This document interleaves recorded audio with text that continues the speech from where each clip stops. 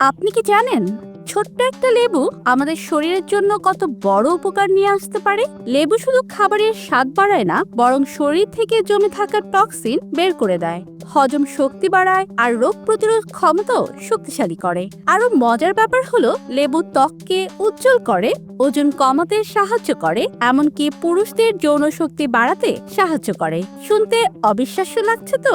তাহলে চলুন এবার জেনে নেওয়া যাক লেবু খাওয়ার উপকারিতা। প্রথমেই আসি লেবুর উপকারিতায়।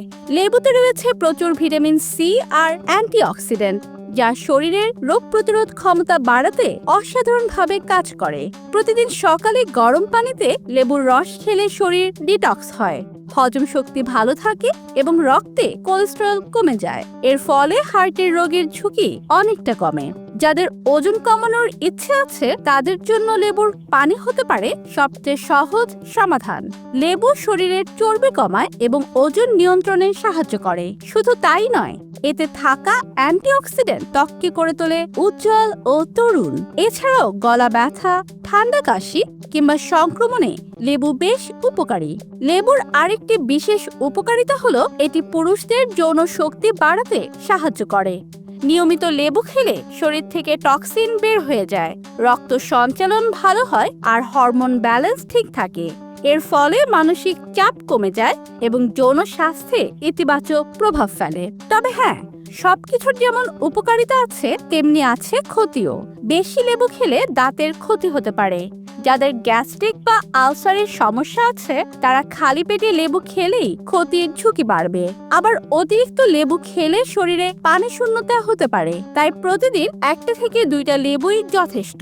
এর বেশি খাওয়া ভালো না। এবার আসি লেবু খাওয়ার সঠিক সময় ও নিয়মে।